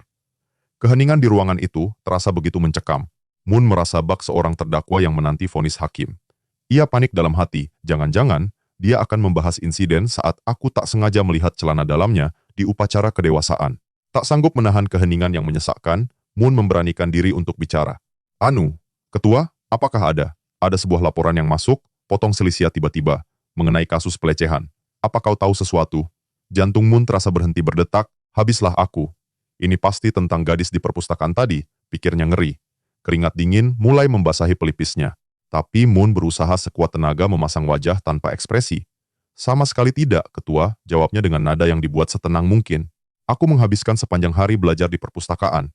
Lalu dengan gaya pahlawan kesiangan, ia mengepalkan tinjunya, tapi ini gila. Terjadi pelecehan di siang bolong seperti ini? Benar-benar keterlaluan. Jika aku bertemu pelakunya, akan kuhajar dia dengan tangan besiku ini demi menegakkan keadilan. Cilicia menatap Moon dengan pandangan yang sulit diartikan. Oh ya? Tapi, seingatku aku belum mengatakan kalau korbannya adalah seorang perempuan. Moon membeku di tempat. Senyumnya kaku laksana patung. Cilicia menyodorkan sebuah dokumen ke hadapan Moon. Bacalah ini. Dengan bingung, Moon mulai membaca laporan itu. Laporan? Kehilangan? Kasus. Pencurian celana dalam di asrama putra. Hah? Moon ternganga. Celana dalam. Pria? Cilicia bangkit berdiri dan menjelaskan. Aku memanggilmu karena kau adalah penghuni asrama putra. Kukira kau mungkin mengetahui sesuatu. Kasus ini sudah berlangsung sejak semester lalu, dan semalam terulang kembali. Moon menggaruk kepalanya yang tidak gatal. Sumpah, ketua. Aku baru kali ini mendengar ada pencuri yang spesialisasinya celana dalam pria. Baiklah jika kau tidak tahu, ujar Cilicia, dengan cepat mengganti topik pembicaraan. Mau minum apa? Moon masih memproses pertanyaan itu. Tatapan Celia sedingin es. Aku tanya, kau mau minum apa? Tapi di sini tidak ada teh hitam bangsawan. Moon tertawa canggung. Oh, aku juga tidak suka teh hitam. Pesan saja yang sama denganmu, ketua. Tak lama, 2 cangkir kopi panas pun tersaji. Tapi Moon seketika terperangah melihat cara Celia meracik kopinya. Gadis itu memasukkan gula batu dalam jumlah yang tak masuk akal. Gila, itu kopi atau lautan sirup? Sudah pasti rasanya akan sangat manis. Sebuah informasi penting langsung terekam di benak Moon. Ketua OSIS ternyata penyuka makanan manis. Oke, besok aku harus bawa stok permen untuk menyogoknya, biar dia tidak terlalu galak. Baru saja Moon menyesap kopinya, Celia tiba-tiba bersuara, maafkan aku. Moon langsung tersedak, karena kaget. Uhuk, apa? Wajah Celia tampak penuh penyesalan. Tadi pagi, aku mengusirmu dari kelas tanpa mendengar penjelasanmu. Untuk itu, aku minta maaf. Moon terdiam membeku. Jadi, Celia memanggilnya kemari hanya untuk meminta maaf soal insiden Bufran. Ah, tidak apa-apa ketua. Lagi pula percuma aku di kelas itu. Aku sama sekali tak mengerti pelajaran Bufran. Celia menggeleng pelan. Bukan begitu masalahnya. Ini bukan soal kau menganggapnya penting atau tidak. Potong Celia dengan tegas. Saat aku berbuat salah, aku wajib minta maaf. Itu prinsip hidupku. Celia menatap lurus ke arah Moon, Ekspresinya berubah serius. Sebenarnya, ada satu hal lagi yang ingin kubicarakan. Moon Campbell, maukah kau bergabung dengan OSIS? Moon terbelalak tak percaya. Hah? Aku? Setelah Celia menjelaskan alasannya dengan sabar, Moon akhirnya mengerti bahwa tunangannya ini sebenarnya sedang mencoba menolongnya. Celia tahu betul kalau Moon dibenci oleh seluruh akademi. Jika kau benar-benar ingin berubah, ujar Celia, status sebagai anggota OSIS akan sangat membantumu memperbaiki citramu di hadapan guru dan siswa lain. Padahal aturannya sangat jelas, hanya siswa peringkat 20 besar yang boleh mendaftar OSIS. Tapi Celia rela melanggar aturan demi memberikan jalur khusus untuk Moon. Moon menatap Celia dengan perasaan campur aduk. Apa aku pantas menerimanya, ketua? Bakat atau nilaimu saat ini? Sama sekali tidak penting. Yang terpenting adalah, apa kau punya niat untuk berubah menjadi lebih baik? Moon menepuk dadanya dengan mantap. Tentu saja, ada. Tapi seketika, raut wajahnya kembali muram.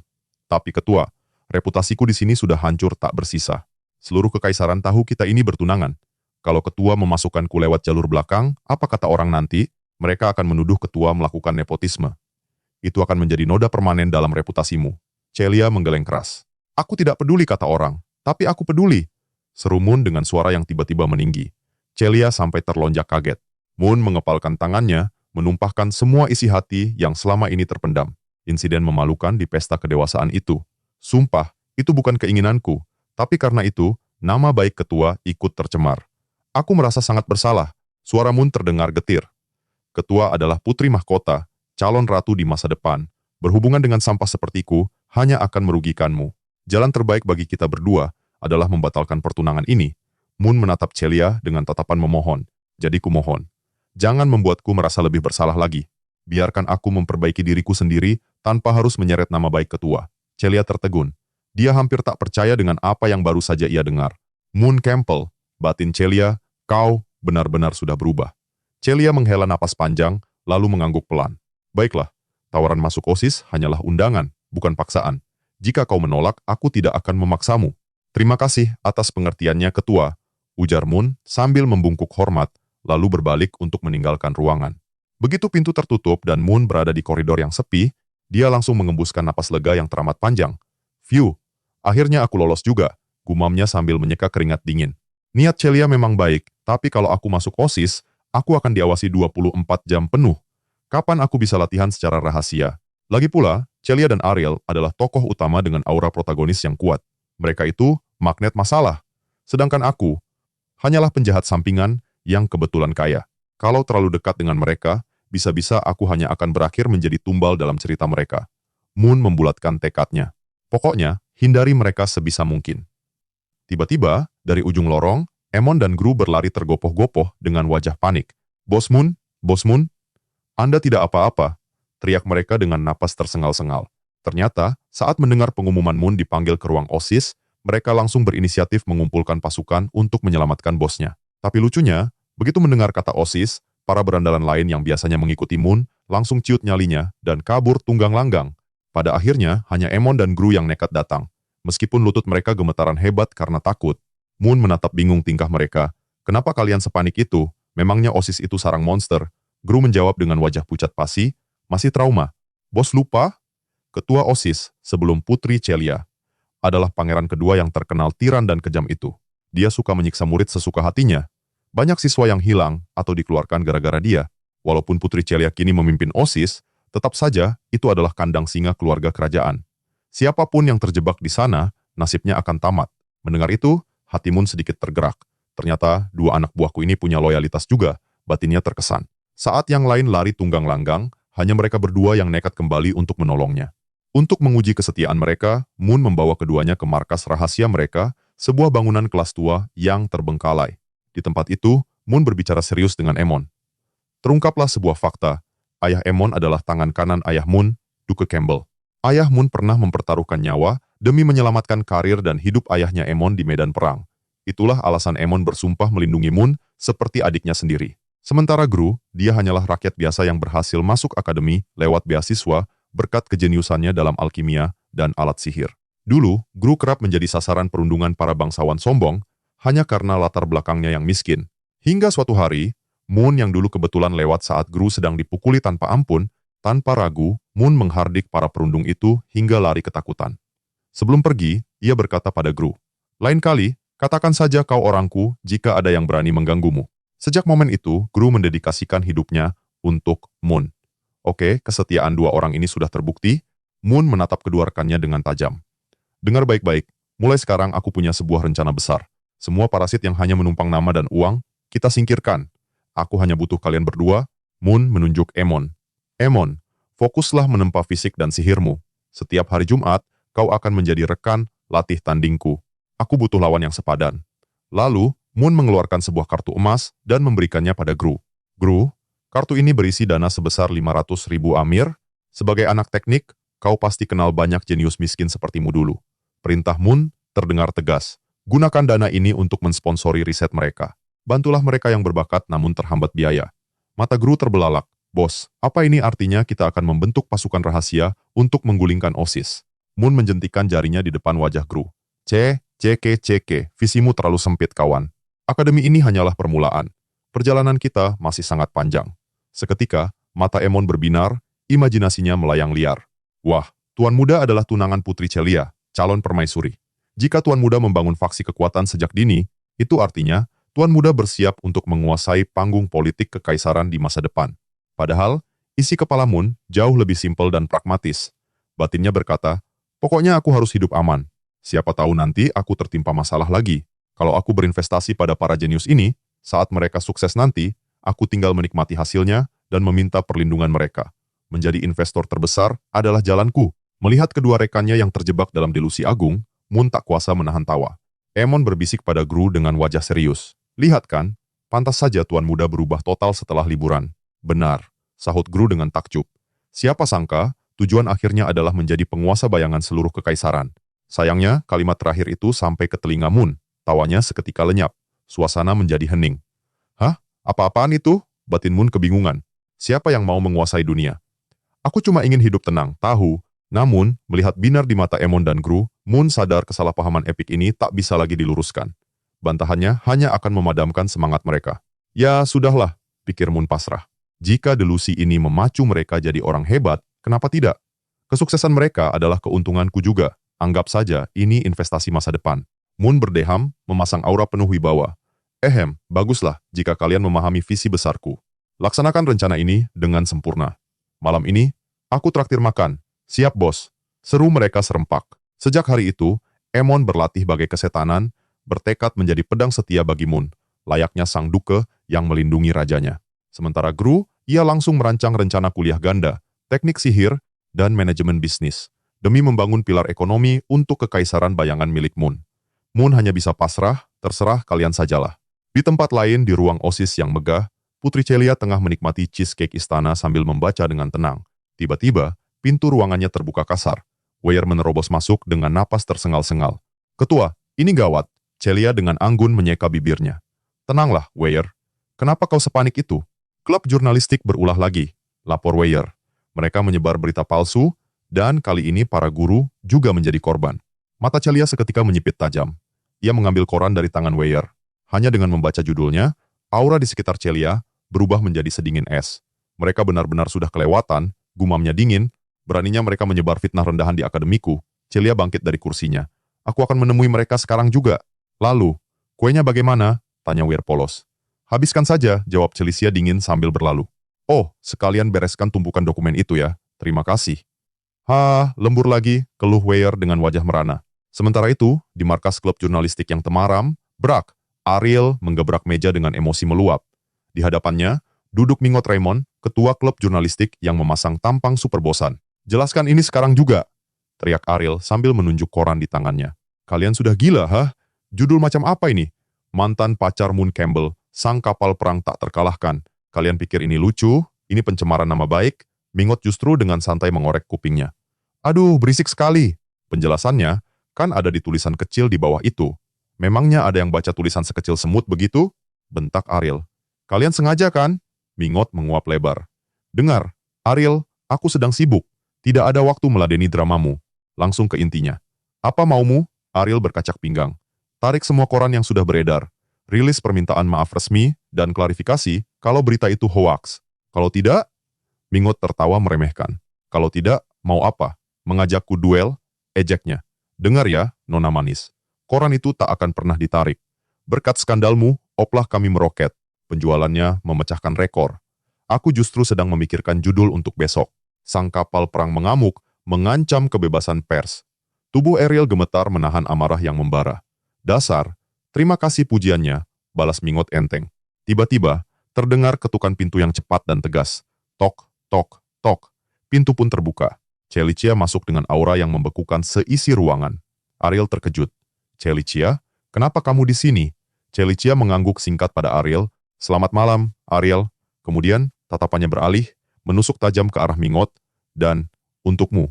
Kamu pasti tahu alasanku kemari, kan? Ketua Mingot, wajah Mingot seketika memucat. Ia melonggarkan dasinya, yang tiba-tiba terasa mencekik. Wah, rupanya Ariel punya backingan putri mahkota ya. Tapi maaf saja yang mulia, laporan kami tidak melanggar aturan sekolah maupun hukum kekaisaran. Kebebasan berpendapat itu dilindungi oleh undang-undang. Celicia menarik sebuah kursi dan duduk berhadapan dengan Mingot. Karena kamu sudah paham, aku tak akan basa-basi, ucap Celicia dengan nada tenang yang mematikan. Ia melanjutkan dengan dingin. Kamu mengabaikan 3 surat peringatan dari OSIS. Kamu menggunakan fasilitas sekolah untuk menyebarkan hoax. Kamu menghasut opini publik dan merusak reputasi para siswa serta guru. Suhu ruangan mendadak anjlok drastis. Udara di sekitar Mingot mulai terasa membeku. Kaki dan tangannya perlahan diselimuti lapisan es yang tebal. Apa ini? Mingot panik tapi tubuhnya kaku tak bisa digerakkan. Es itu terus merambat naik hingga ke lehernya, menyisakan kepalanya yang masih bebas. Celicia menatap lurus ke mata Mingot, sebuah tatapan yang sanggup meruntuhkan nyali siapapun. Mingot Raymond, bisik Celicia. Kamu mau mati? Keesokan harinya, Moon baru saja menyelesaikan lari pagi dan kembali ke asrama. Hari ini adalah jadwal kelas praktik tempur. Kesempatan bagus, batin Moon. Aku ingin menguji seberapa kuat tubuh ini sekarang setelah latihan rutin. Moon pun tiba di arena latihan. Di sana sudah ramai oleh siswa yang berkumpul, yang mayoritas adalah laki-laki. Wajar saja, kelas tempur fisik memang kurang diminati oleh siswi yang lebih menyukai sihir murni. Tapi tunggu dulu, mata Moon menangkap sesosok figur yang familiar.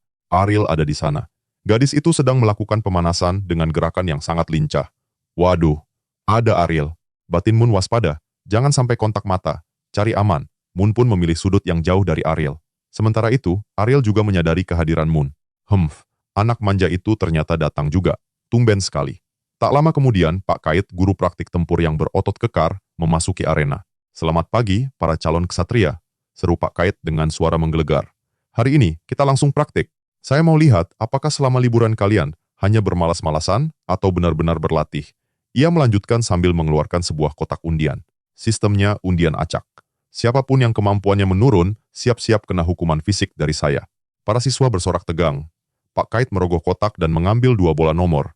Nomor 1 dan nomor 9. Maju ke tengah arena. Moon menatap nomor di tangannya. Angka 1. Sialan, keluh Moon dalam hati. Kenapa selalu aku yang kena duluan? Dulu main gacha selalu ampas, giliran undian beginian malah hoki. Tapi Moon mencoba berpikir positif. Untungnya, lawanku bukan Ariel. Anggap saja ini pemanasan. Lawan Moon pun naik ke arena. Namanya Ryan.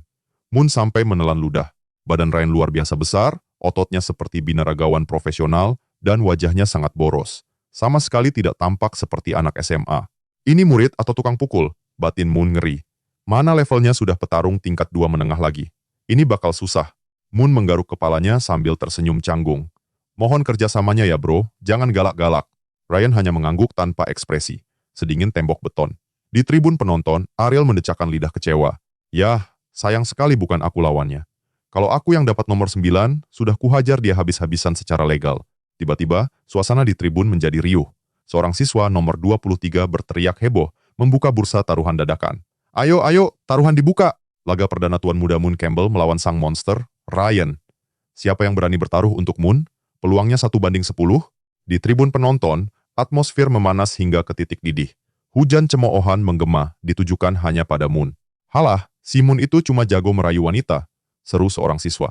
Bahkan jika Ryan bertarung dengan satu tangan pun, Moon pasti akan hancur lebur.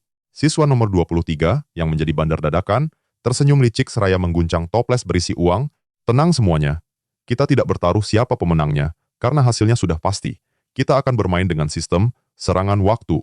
Silakan tebak, berapa lama Moon Campbell sanggup bertahan sebelum tumbang. Pemenangnya akan mengambil semuanya. Para siswa pun sontak berebut memasang taruhan. Aku pasang 100 Amir. Dia hanya akan bertahan 5 menit. 5 menit? Terlalu lama. Aku pasang 50 Amir, dia pasti tumbang dalam 2,5 menit. Di tengah hingar-bingar itu, Ariel mulai goyah, hatinya bimbang. Wah, ini bisa jadi menarik, pikirnya. Kapan lagi bisa lihat si brengsek Moon dihajar habis-habisan, sekaligus dapat uang jajan. Tapi sebelum bertindak gegabah, Ariel berkonsultasi dengan sosok di dalam cincinnya. Guru, bagaimana menurutmu? Tanyanya dalam hati. Sebuah suara wanita dewasa yang bijak bergema di benak Ariel. Jujur saja, aku tak terlalu paham pertarungan fisik, tapi aku merasakan aura pemuda itu sedikit berbeda. Sepertinya, dia baru saja berhasil menembus tingkat kekuatan baru. Ariel mengembuskan napas lega. Untung aku bertanya pada guru lebih dulu. Kalau tidak, uang makan siangku pasti sudah melayang karena taruhan 2 menit itu. Dengan keyakinan penuh, sang gadis melangkah maju menembus kerumunan. Ia mengeluarkan uang dalam jumlah besar, seluruh jatah makannya selama seminggu penuh. Beri jalan, minggir, seru Ariel seraya menggebrak meja taruhan. Aku pasang 200 Amir. Moon Campbell akan bertahan selama 10 menit. Setelah memasang taruhan, Ariel kembali ke kursinya dengan senyum licik terkembang. Strategi yang jenius, pikirnya.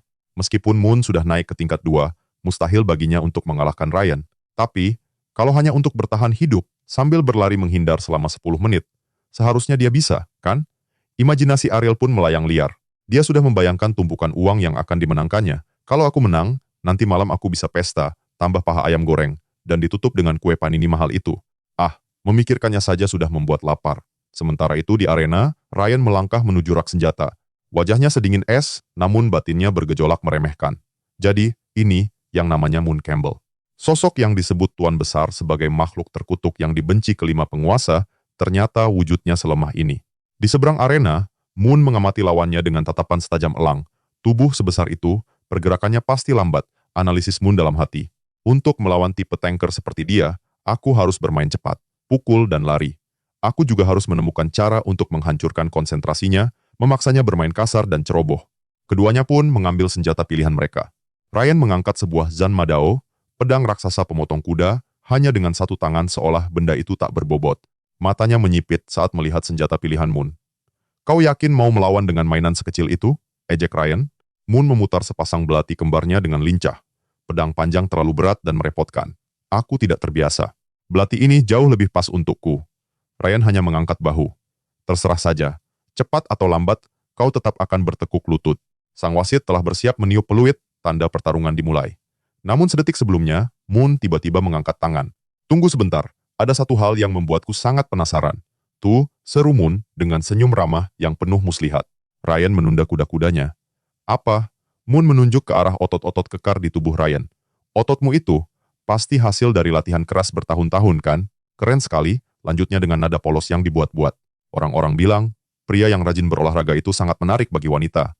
Tapi jika kulihat dari bentuk ototmu yang kaku dan wajahmu yang tegang itu, aku berani bertaruh. Sejak kau lahir hingga sebesar ini, tak pernah ada satu gadis pun yang menyukaimu kan? Moon memasang ekspresi simpati palsu. Kasihan sekali, hening, jomblo sejak lahir, ya? Hening seketika.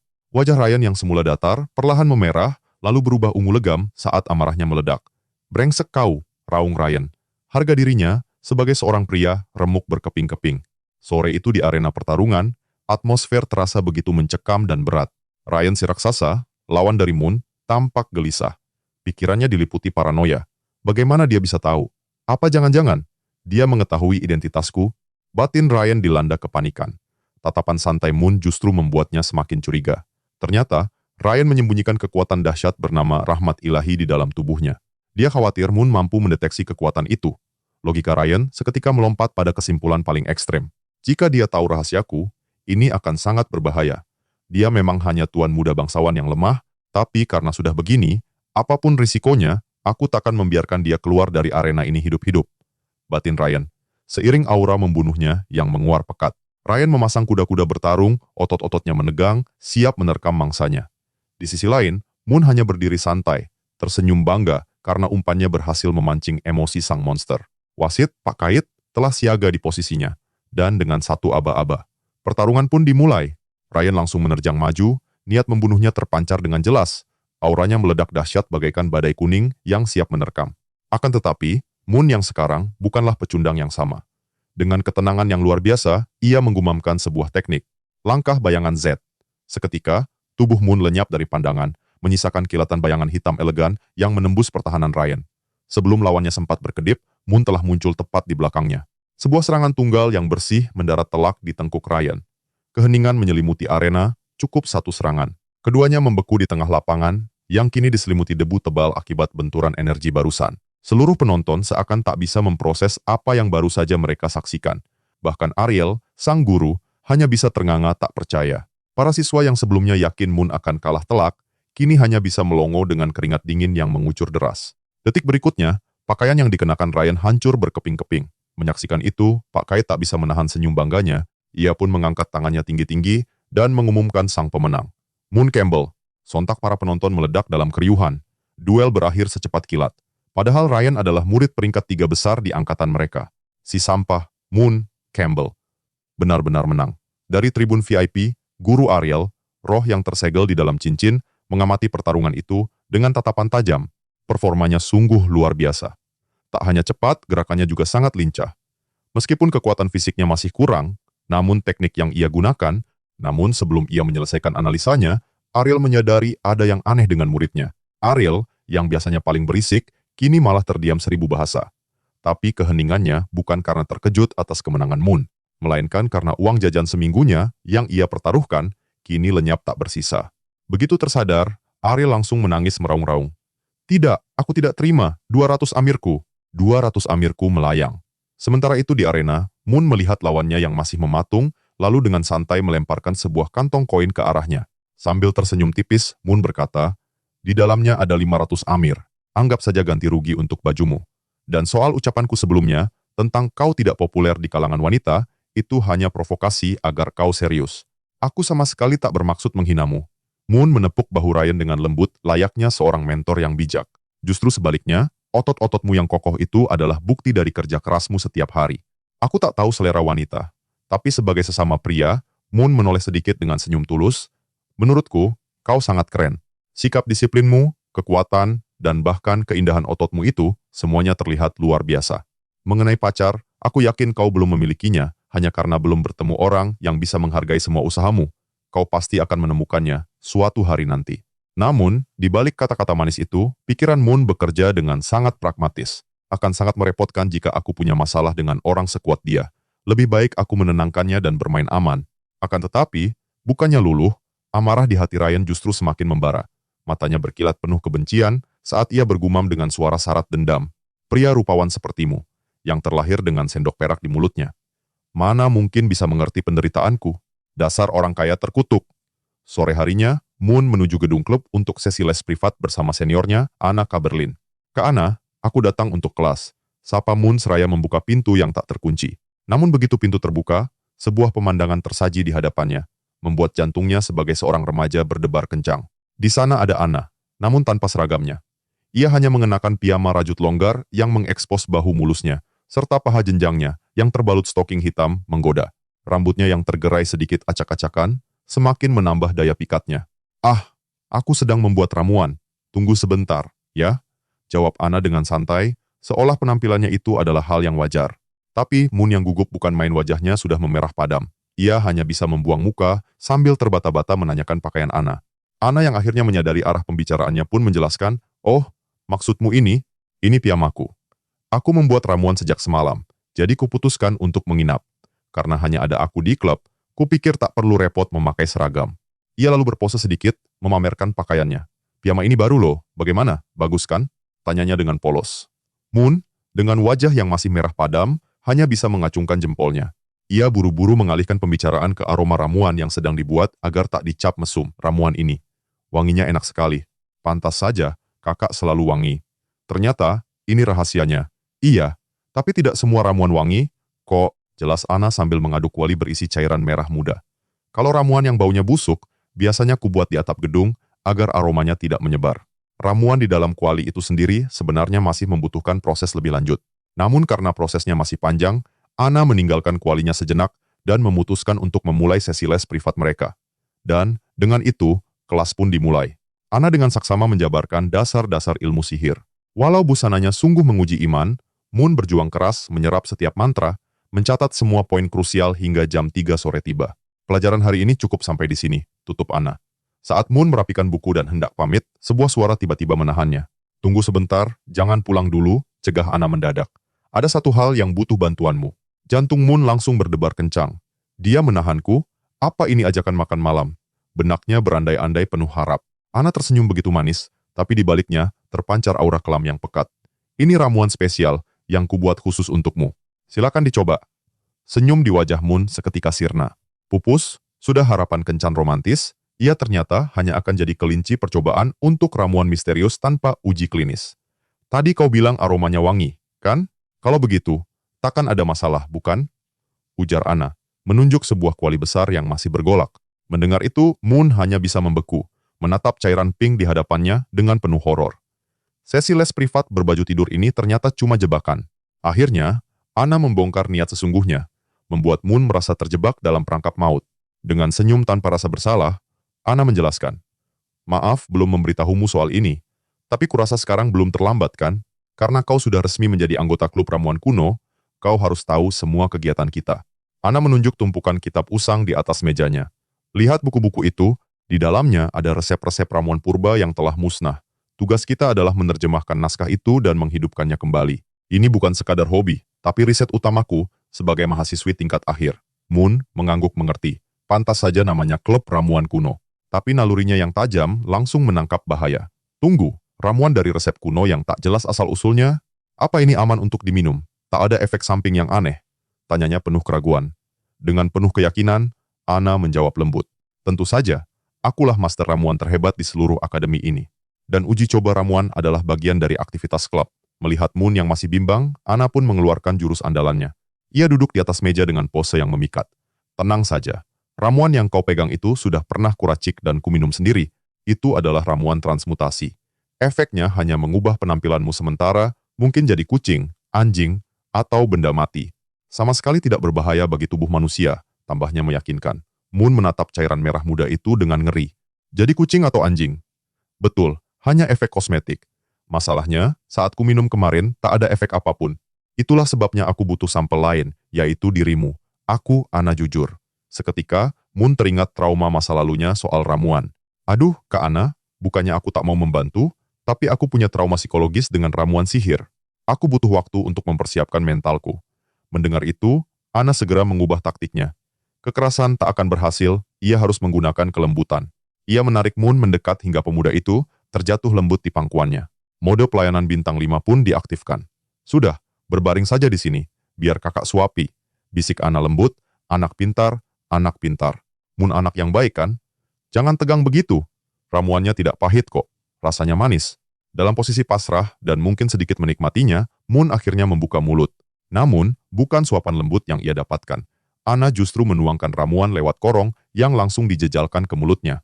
Cairan itu mengalir deras ke tenggorokannya. Rasanya memang manis seperti buah-buahan, tapi firasatnya tetap saja buruk. Ia buru-buru melompat dari pangkuan hangat itu, mencoba kabur sambil menahan cairan itu agar tak tertelan. Tapi belum sempat ia berlari jauh, kaki jenjang Ana yang terbalut stoking hitam melesat tanpa ampun. Kakinya yang hangat dan lembut mengunci leher Moon. Dalam sekejap, ia sudah tak berdaya dalam kuncian maut itu.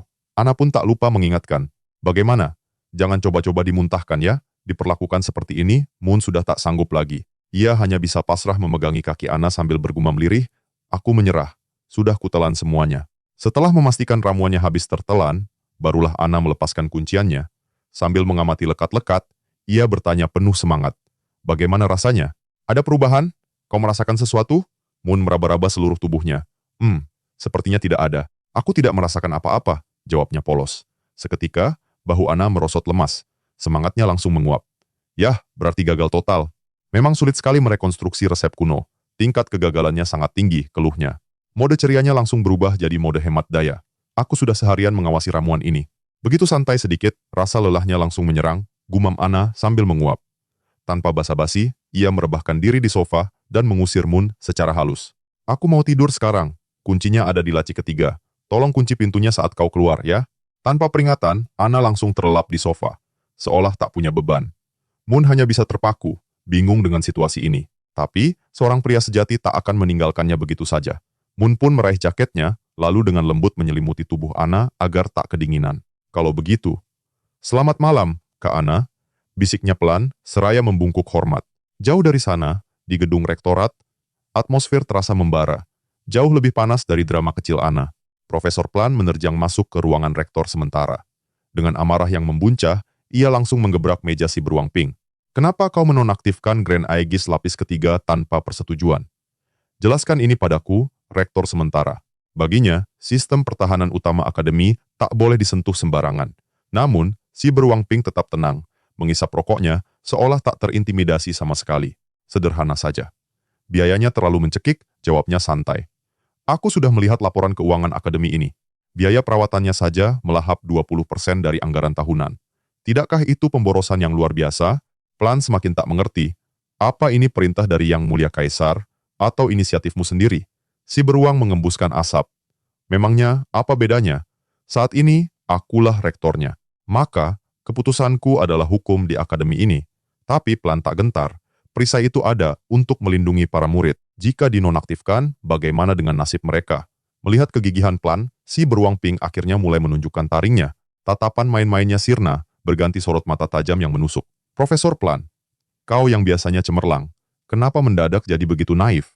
Coba kau pikir, kenapa para petinggi menempatkan orang sepertiku di posisi ini? Aura dinginnya mulai menyelimuti seisi ruangan. Keberadaanku di sini adalah cerminan dari keinginan mereka.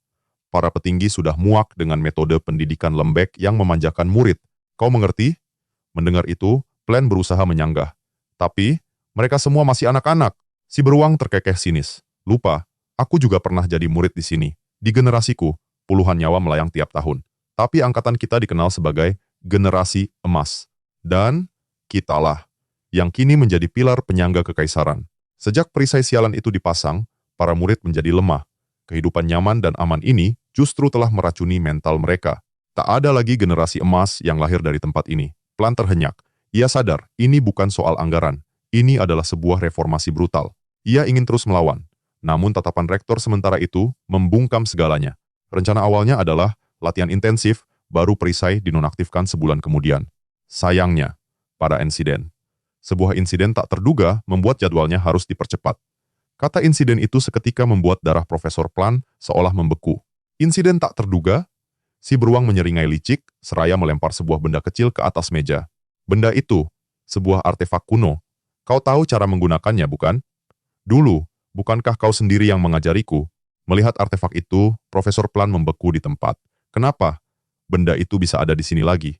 Situasi di Akademi Santa Maria akan segera berubah drastis, dari sekolah sihir elit menjadi arena pertarungan hidup dan mati. Dan, sepertinya, Profesor Plan terikat masa lalu kelam dengan pria beruang ini.